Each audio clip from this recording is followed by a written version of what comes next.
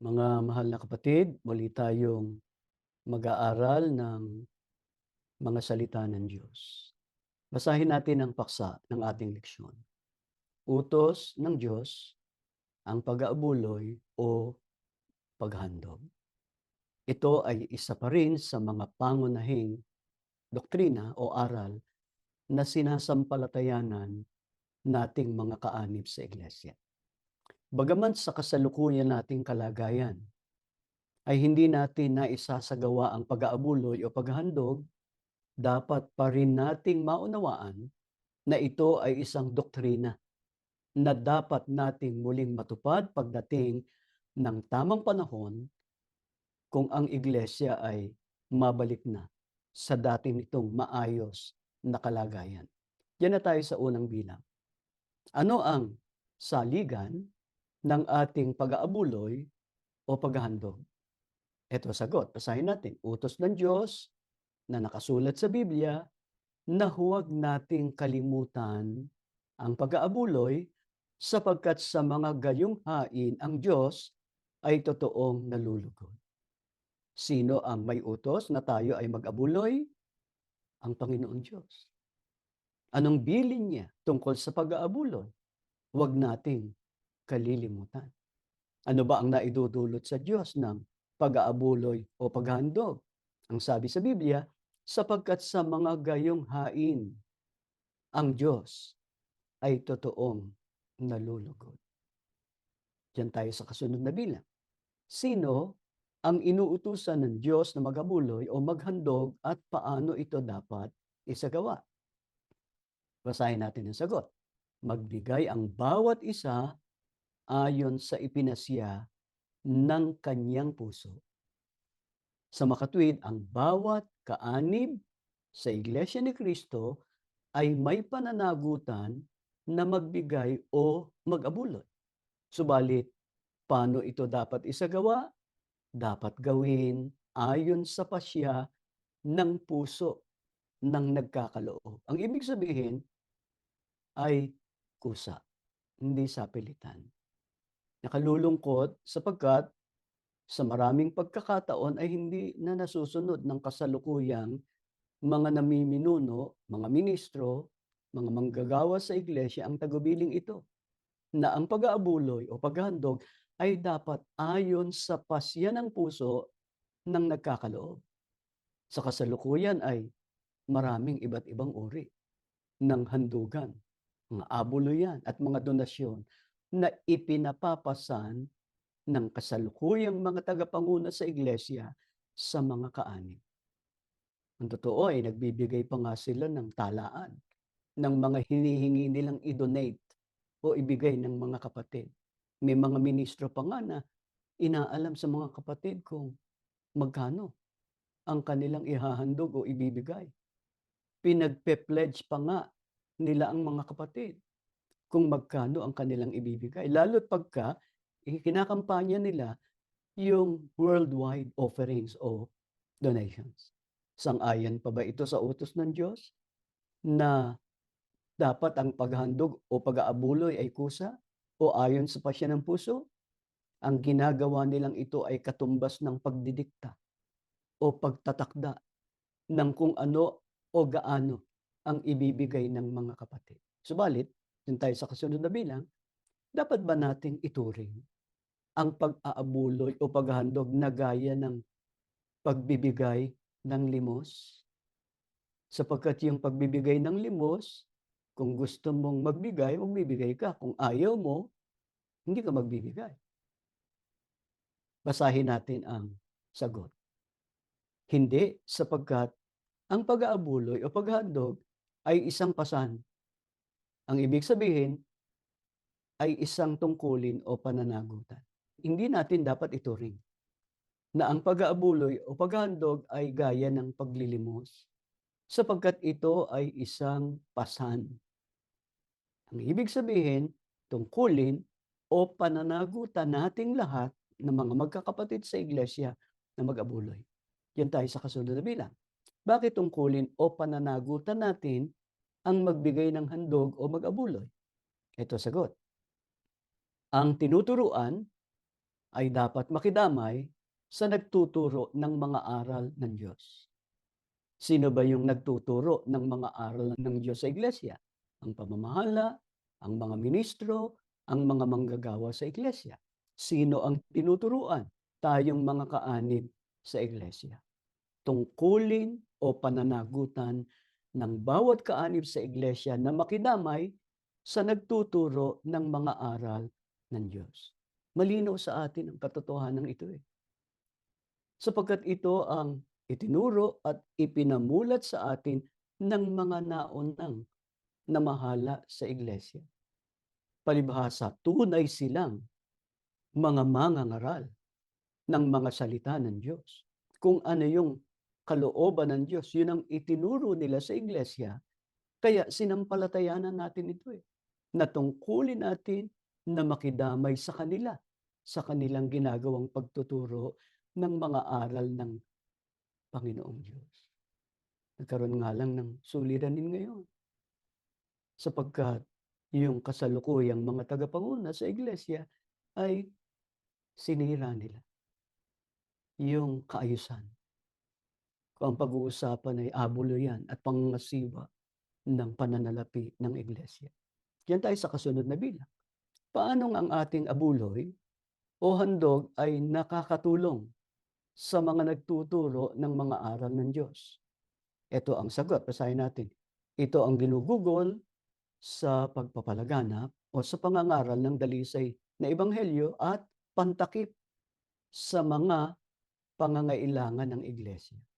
Sa makatwid, sa mga talatang ito ng Biblia, may dalawang binabanggit na kaukulan o pinaggugugulan ng mga abuloy sa iglesia. Una, ang pagpapalaganap o pangangaral ng ebanghelyo o ng mga salita ng Diyos. Yan yung tinatawag na propagation.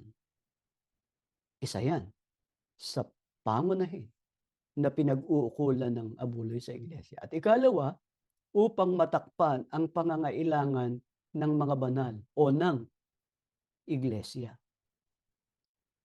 Katumbas naman yan upang mapamahalaan ng maayos ang iglesia. Yan naman yung bahagi ng administrasyon. Kanina yung propagation o pagpapalaganap. Yung ikalawa naman, para matakpan ang pangangailangan ng iglesia, yung administrasyon. Subalit, kailangang maayos ang maging paggugol ng pananalapi ng iglesia. Sa bahagi ng ito nagkaroon ng malaking problema ang kasalukuyang mga namiminuno sa iglesia. Bukod diyan sa dalawang pangunahing kaukulan ng ating mga abuloy at handog, diyan tayo sa kasunod na bilang.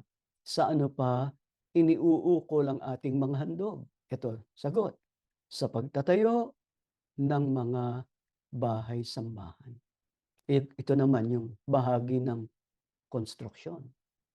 Kaya yung tatlong pangunahing pinag-uukulan ng mga abuloy ng handog sa iglesia, yung pagpapalaganap o propagation, yung pamamahala para matakpan ang pangangailangan ng mga banal o administration, at yung pagtatayo ng mga bahay-sambahan, yun na nga yung construction. Itong dahilan kung bakit ang isa sa pangunahing pinag-uukulan noon ng pamamahala ng mga dalikom na abuloy sa iglesia ay ang pagtatayo ng mga malalaki at magagarang sambahan o kapilya para sa kaluwalhatian ng Diyos. Tinitiyak nila na ang bawat lokal ay mayroong maayos na dakong pinagsasambahan. Ang totoo, sa panahon ng kapatid na Eranio Manalo, bago siya pumanaw, ipinanukala niya na pagdating ng centennial o ika-100 taon ng iglesia, yung 2014, ay naayos na ang lahat ng mga gusaling sambahan sa mga lokal ng iglesia. At yung wala pa ay mapagtayuan na. Ang malaking bahagi ng pananalapi ng iglesia noon ay nakauukol sa pagtatayo, sa renovasyon, pagkukumpuni at pagmamantina ng mga bahay-sambahan. Nakalulungkot, sa ilalim ng kasalukuyang mga namiminuno, ang maraming mga ipinatayo na mga kapilya, yung tinatawag na barangay chapels, na itinatayo sa mga lupang donasyon o pahiram lang ng kapatid. At ang mga materyales na ginamit ay malayo sa standard na sinusunod ng iglesia sa konstruksyon ng mga gusaling sambahan. Kaya maituturing na pansamantalang istruktura lamang ang mga yaon. Gayunpaman, karaniwan nating naririnig sa kasalukuyang mga tagapanguna sa iglesia na marami silang mga naipatayo na mga gusaling sambahan na halos inihahambing nila o ikinukumpara sa mga naipatayo ng mga naunang namahala. Samantalang, pagka sinuri natin, maraming mga lokal ang wala pang maayos na dako ng pagsamba. Samantalang, ang kasalukuyang mga namiminuno sa iglesia nakatuon sa pamimigay ng handog ng iglesia sa iba't ibang samahan, organisasyon, institusyon sa tinatawag nilang lingap sa mamamayan. Hindi masamang lumingap sa mga nangangailangan, lalo na sa inabot ng mga kalamidad. Pero merong mga lehitimo at mga pangunahing kaukulan. Ang mga abuloy, ang mga handog sa iglesia, yun ang dapat na inuuna ng kasalukuyang pamamahala sa iglesia. Yan tayo sa kasunod na bilang. Paano natin dapat ihanda ang ating abuloy o kusang loob na handog? Ito sagot. Dapat tayong magbukod ng halaga ayon sa ating iginiginhawa o kinikita. Ang paghahanda ng handog ay batay sa pasya ng ating puso at ayon sa ating iginiginhawa o kinikita. Walang sino man na maaaring magdikta o magsabi sa atin kung ano at kung magkano ang ating ipagkakaloob. Yan tayo sa kasunod na bilang. Bakit dapat nating ihanda ang ating abuloy ayon sa pasya ng ating puso at batay sa biyayang tinatanggap natin? Ito sagot. Sapagkat bagaman ito ay isang tungkulin o pananagutan, ay dapat itong gawin na may pagkukusa, kaya tinawag na abuloy. Tungkulin natin, pananagutan nating mag-abuloy at maghandog, pero dapat nating ihanda. Dapat nating paghandaan para magawa natin yung paraang hinahanap ng Diyos. Dapat kusa. Kaya nga, tinawag na abuloy. Yan tayo sa kasunod na bilang. Bakit hindi tayo dapat matisod o maging maramot sa pag-aabuloy o paghandog? Ito sagot. Galing rin sa Diyos ang ating ipinagkakaloob, kaya dapat tayong magbigay ng masaya at kusa. Alam ng Diyos kung paano natin pinahalagahan ang ating mga pag-aabuloy, paghahandog noon, nung tayo hindi pa itinitiwalag. Hindi tayo maramot. Sapagkat alam natin, tungkulin natin yun, pananagutan natin yun, at sinisikap pa nga natin na sumulong sa ating mga paghahandog. Sapagkat patuloy tayong tumatanggap ng mga biyayang galing sa Diyos. Mientras pinagpapala tayo ng Diyos, lalo at lalong pinagtatalagahan natin ang pag-aabuloy at paghahandog. Lamang ay dumating ang panahon na itiniwalag tayo ng kasalukuyang pamamahala. Subalit, nakahanda tayo, nakailanman at itulot ng Diyos na bumalik ang iglesia sa dati nitong kaayusan, babalik tayo sa dating paraan ng pagtatalaga natin sa pag-aabuloy at paghahandog. Yan tayo sa kasunod na bilang. Nakahadlang ba ang kahirapan sa ginagawang pag-aabuloy o paghahandog ng mga tunay na lingkod ng Diyos? Basahin natin ang sagot.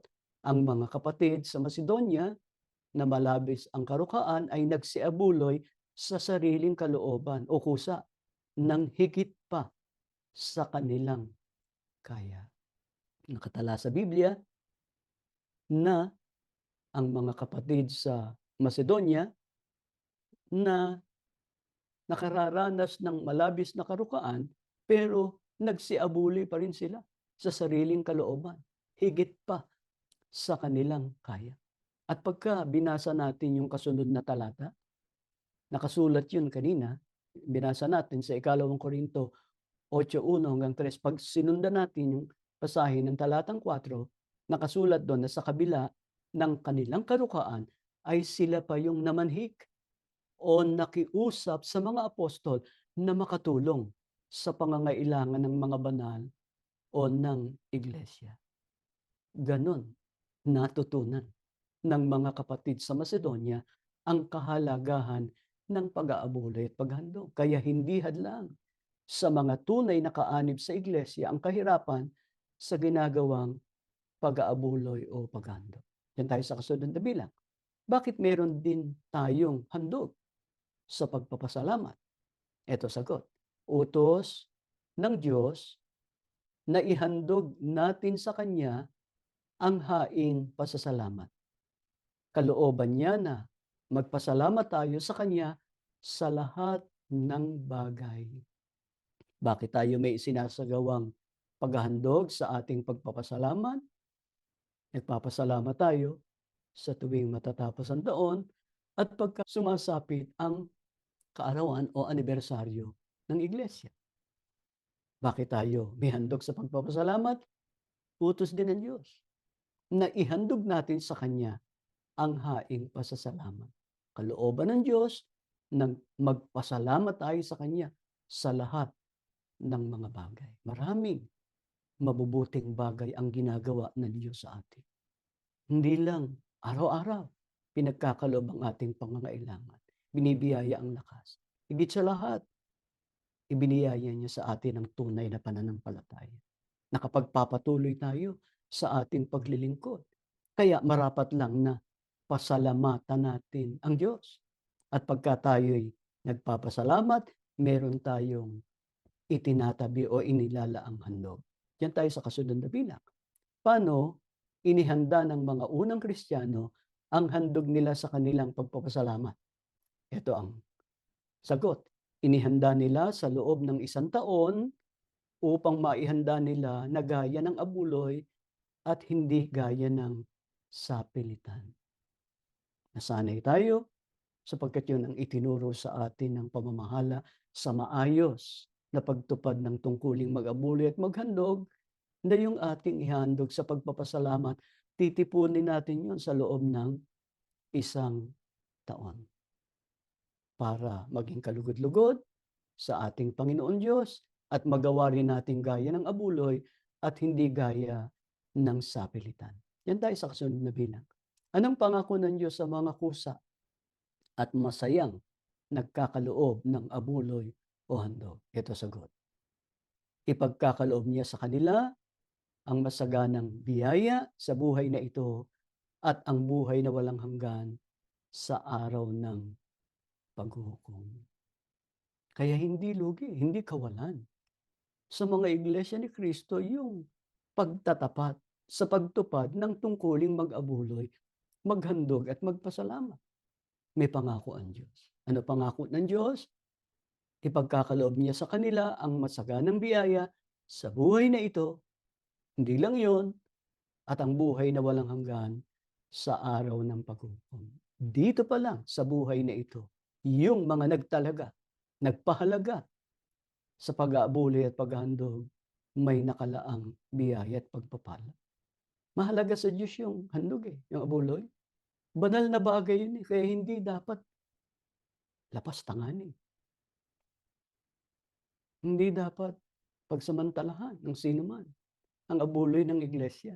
Dapat sinupin at maayos na gugulin sa mga lehitimong pangangailangan ng iglesia.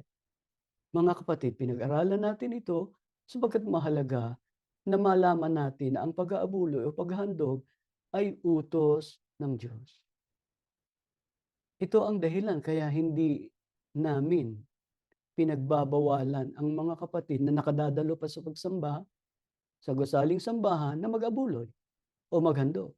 Ang sinasabi namin, gawin nila yon nang ayon sa kalooban ng Diyos at tiyakin na magagamit ng maayos sa mga lehitimong gugulin ng iglesia para sa kaluwalhatian ng Diyos. Mga kapatid, yung pagtatalaga sa pag-aabuloy at paghandog, pinagdadaluyan ng mga biyaya ng Diyos yun. Hindi lang sa buhay na ito. Higit sa lahat, saligan yun sa pagtatamo ng buhay na walang hanggan. Inuulit namin, hindi kawalan yung pagtatalaga sa pag-aabuloy at paghandog sapagkat may inilalaang biyaya at pagpapala ang Diyos sa buhay na ito at sa buhay na darating. Nawa ay naging maliwanag sa inyong leksyong ito bago tayo manalangin. Babalikan natin ang paksa ng ating leksyon. Basahin natin ulit. Utos ng Diyos, ang pag-aabuloy o paghandog. Tumayo kayo, tayo'y mananalangin. Ama naming Diyos, salamat ng marami, patuloy naming tinatanggap ang iyong mga katotohanan na paaalalahanan kami sa mga pangunahing mga aral na tinanggap namin sa mga naunang namahala sa amin. Panginoon, kilala mo kami kung paano namin pinahalagahan ang pagtupad sa utos mo na pag-aabuloy at paghandog, maging ang pagpapasalamat. Subalit, pinahintulot mo na malagay kami sa kasalukuyan naming kalagayan na hindi na namin nagagawa ngayon yun.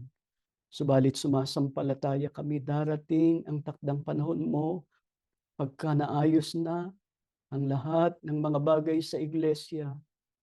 Babalik kami sa aming mga pagsamba sa iyo sa loob ng gusaling sambahan. Dala namin ang aming mga abuloy at handog. Pagka dumarating ang aming pagpapasalamat, mag-aalay kami ng aming handog sa iyo.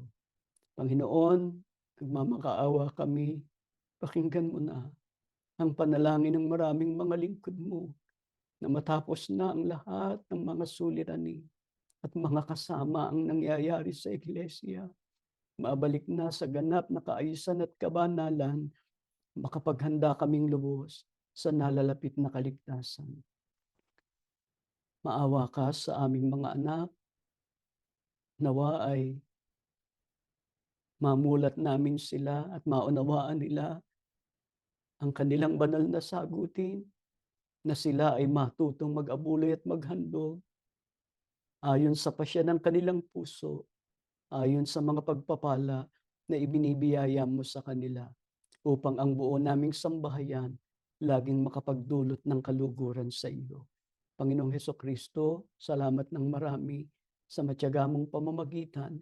Nihiling namin, patnubayan mo pa kami sa nalalabing panahon ng buhay namin, sa mga paglalakbay namin, lalo na sa aming mga paglilingkod.